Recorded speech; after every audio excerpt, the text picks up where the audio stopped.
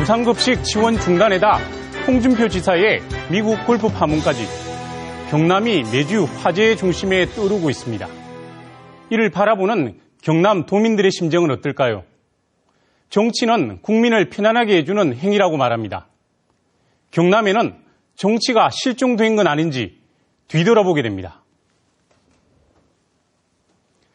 다음 달부터 경남에는 저소득층 등을 제외한 학생들의 무상급식 지원이 중단됩니다. 무상급식에 대한 논쟁의 불이 다시 타오르고 있는 셈인데요.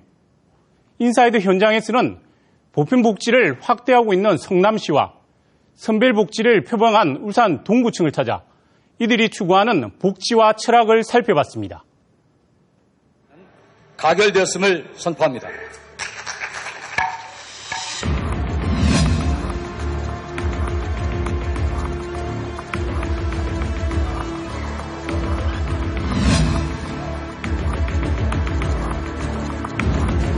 망국적 무상 쓰나미를 지금 이 순간 수도 서울에서 막아내지 못한다면 국가의 100년 대계가 흔들린다는 절박한 심정에서 어떤 투표, 거부를 통해서 더 이루어지시길 바랍니다. 친환경 무상급식은 참 좋은 복지입니다.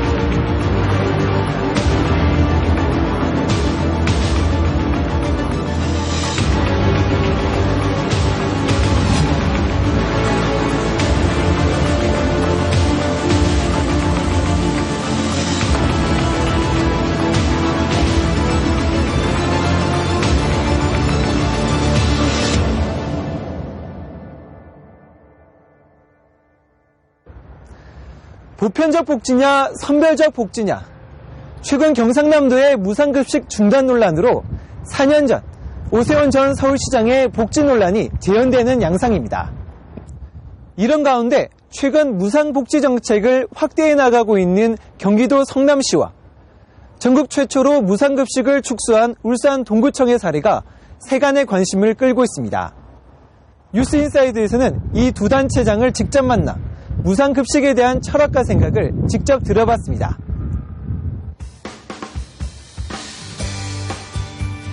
경기도 성남에 있는 한 사립유치원. 점심에 맞춰 조리사들의 손놀림이 분주합니다.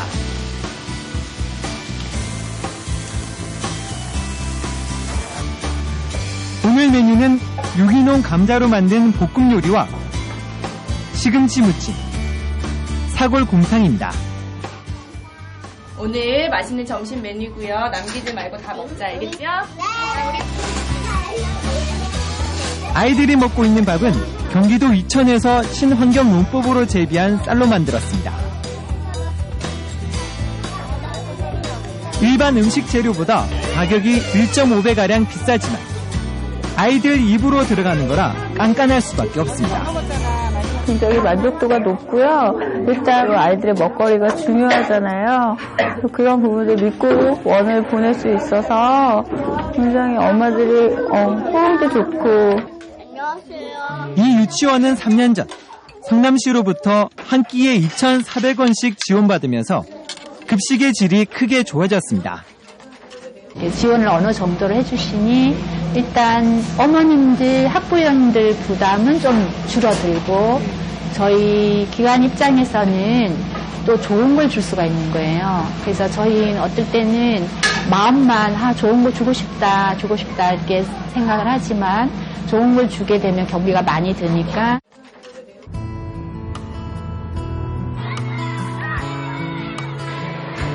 인근의 한 초등학교 점심시간 300평 남짓한 식당이 금세 만석입니다. 이 학교 식판에는 수입산 음식 재료가 하나도 없습니다. 특히 과일이나 우유 등 후식도 매일같이 올라갑니다. 성남시 직영급식지원센터를 통해 지역 농가에서 식자재를 받은 뒤로부터 생긴 변화입니다. 저희들이 그전에 받았던 물건들은 유통비용들이 여러 단계를 거치면서 좀 많아지니까 일주일에 한 두 번 줬던 거를 지금은 유통비용 절감 때문에 3번이나 4번 정도, 2번 정도. 친환경 지역 농산물 구매 차액을 성남시가 지원하면서 음식 재료는 대부분 유기농으로 채워졌습니다. 이제 학교에서 그렇게 다양한 식재료를 가지고 그것도 뭐 국내산 재료라든지 재료의 질적인 면까지 고려해서 해주시기 때문에 굉장히 엄마로서는 안심이 되고요. 성남시가 무상급식을 시작한 건 지난 2007년. 애초 32억 원이었던 무상급식 예산은 친환경 농산물 지원금 49억 원을 포함해 지난해에는 304억 원으로 늘었고 대상자 역시 유치원생을 포함해 초등과 중학교 전 학년으로 확대됐습니다.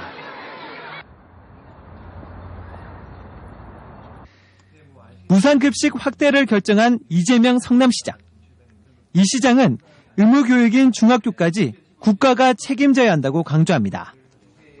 국민의 4대 의무, 국방, 납세, 근로에 이어서 교육의 의무라고 하는 헌법상의 의무를 이행하는 과정에서 필수적으로 발생하는 비용이기 때문에 의무 이행의 비용은 국가가 부담하는 게 맞다는 측면. 이제 교육복지 정책의 무게중심은 무상교복으로 옮겨가고 있습니다.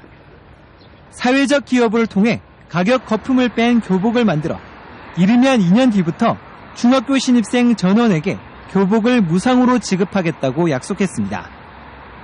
지금 교복값이 너무 거품이 많습니다.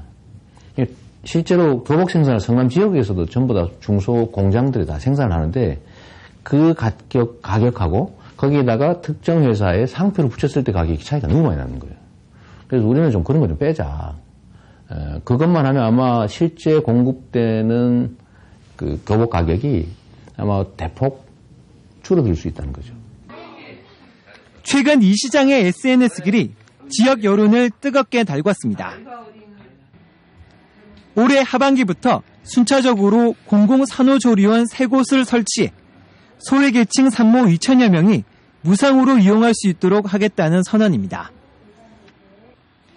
이 공공산후조리원을 이용하지 못하는 산모들에게는 50에서 100만 원씩 지급해 형평을 맞춰 공시율이 30% 이르는 민간 산후조리원도 활성화하겠다는 겁니다. 기본이 200에서 많게는 300 정도의 조리원 그 비용을 또 충당하고 엄청나게 가게 부담도 덜고 엄마들한테는 애 낳는 게 또 하나의 부담이 아닌 그나마 위안이 되고 기쁨이도. 하지만 새누리당 시의원들은 재보궐선거를 염두한 성심성 정책이라며 반발하고 있습니다. 산후조리원이라는 것은 공공성도 아니고 그리고 의료업도 아니에요. 순수한 민간 사업이에요. 이거를 공공성에 깨맞춘 거죠. 이것은 이제 보궐선거를 대비해서 공공산후조리 정책에 투입되는 예산은 초기 시설 투자비를 제외하고 해마다 60억 원 선. 이 시장은 불필요한 도로 건설이나 축제 예산을 줄여 재원을 충당한다는 계획입니다. 불필요한 또는 정말로 긴급하지 않는 또 시민들이 별로 동의하지 않는 낭비성 예산 집행을 최소화하고 특히 그중에서도 뭐 토목 또는 뭐 이렇게 보도블럭, 도로 포장 뭐 이런 것들 거의 구경할 수 없을 정도로 저희가 최대한 억제하고 그 세무조사 또 체납징수 철저하게 해서 쓸 수 있는 가용 재원을 좀 늘린 다음에 요 돈을 공공성 강화라는 측면에서 실제로 성남시가 올해 삭감한 지역 민원 예산과 토목 건설 예산은 모두 1,200억 원. 이런 가운데 성남시는 전 시장이 추진한 청사 건립 등으로 생긴 부채 7,300억 원 가운데 4,500억 원을 현금으로 갚았고 재정 자립도 역시 전국 1위를 유지하고 있다고 밝혔습니다.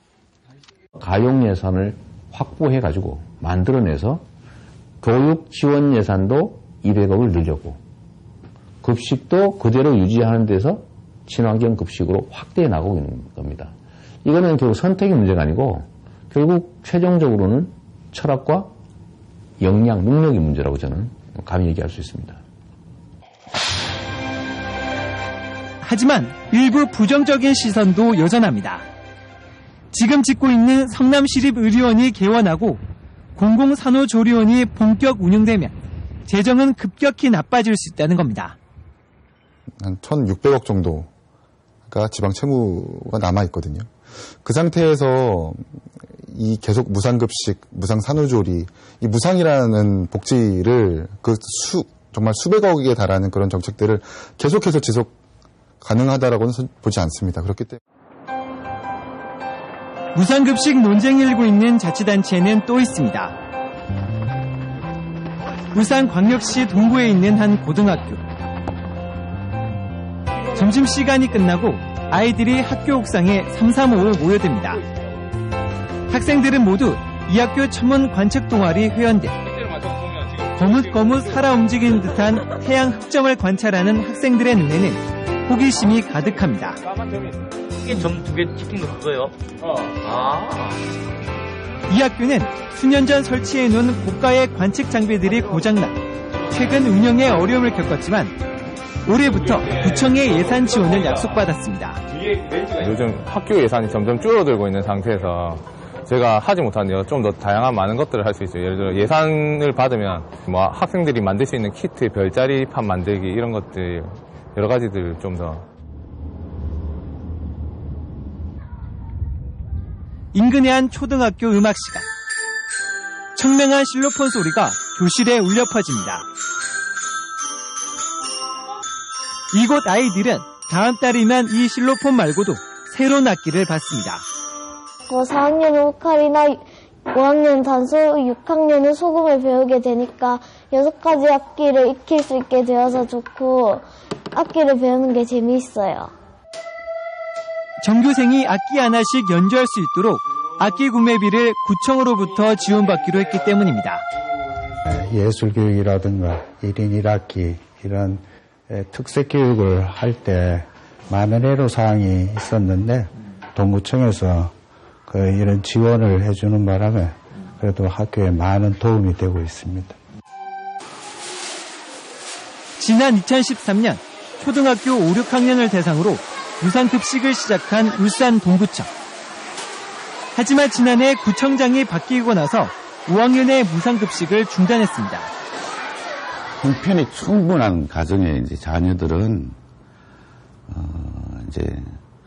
본인이 조금 부담을 하게 되면은 가정적으로 좀 경제적으로 어려운 아이들에게 그 무상급식을 시행을 하고 또 경제적으로 형편이 굉장히 좋은 아이들에게 본인 부담을 시키고 그 돈으로 다시 또 어려운 서민 가정의 아이들에게 교육 복지의 혜택을 더 이중으로 제공하고자 하는 그러한 취지입니다.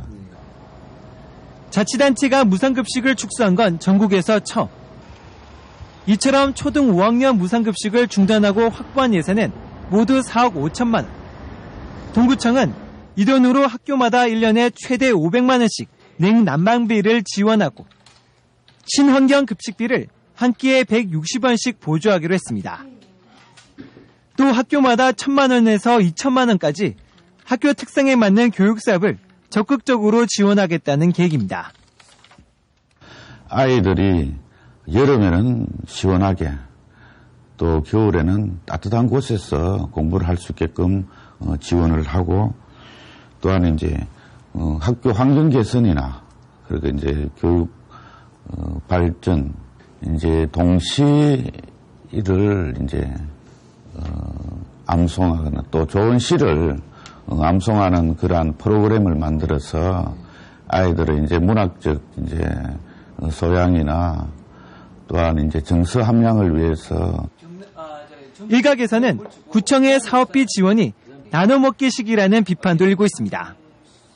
굳이 필요하지도 않은 학교에다가 일률적으로 예산을 지원하는 것 자체가 낭비성으로 쓰일 가능성이 상당히 높고요. 그리고 예산이라는 건 그 학교 프로그램이라는 것은 학교마다 다 다르기 때문에 다 차별성이 있어야 되는데 획일적으로 예산 지원하는 게 사실은 굉장히 큰 문제라는 생각이 듭니다. 동구청은 한 해 2천억 원의 구 예산을 효율적으로 사용하기 위해서는 선택과 집중이 필요하다는 입장입니다. 우리 동구 같은 경우에는 한 25% 남짓됩니다. 그래서 재정 자립도가 열악한 데에서 제가 구청장으로서 예산을 아주 효율적으로 써야 될 그런 책임이 있는 것입니다. 그래서 과연 이거 이제 무상급식에 관해서는 이제 교육의 일부분인데 이거는 이제 정치적인 논리로 접근해서는 안 된다고 생각이 듭니다. 하지만 학부모들의 반발도 여전합니다. 동구 지역의 경우 지난해 소득 증명을 통해 하위 30%가량의 학생은 교육청으로부터 급식비를 지원받을 수 있지만 실제로 수혜를 입은 학생은 17%에 그쳤습니다. 좀 애들이 예민한 애들이 있잖아. 사춘기 되는 애들. 엄마 나 이거 안 할라. 우리 안 받으면 안 돼. 내 애가 그렇게 힘들어하는데 누가 해주고 싶어요? 안 해주고 싶지. 살코도 내고 말지. 무상급식을 하든 선별적 급식을 하든 이는 시민들이 뽑은 자치단체장의 고유 권한입니다. 하지만 확실한 건 어른들의 논쟁 때문에 상처를 받는 아이들이 한 명도 없어야 한다는 겁니다. 그래서 과거의 논쟁을 되풀이하기보다는 제대로 된 복지를 위해 진전된 논의가 필요하다는 주장에 힘이 실리고 있습니다. 어떤 걸 중단시키고 거기서 빼서 어디다 돌려막고 이런 그 논란만을 야기하는 방식이 아니고 이제 우리 사회가 어디서 재정 지출을 줄일 수 있는지 또 어디서 세금을 더 거둘 수 있는지 그런 시대적 과제로 놓고 지혜를 모아야 될 때입니다. 아이들이 가장 즐거워야 할 점심시간이 논란의 한복판에 서 있습니다. 아이들의 식사를 놓고 벌어지는 논쟁이 다시 한번 불이 붙었습니다.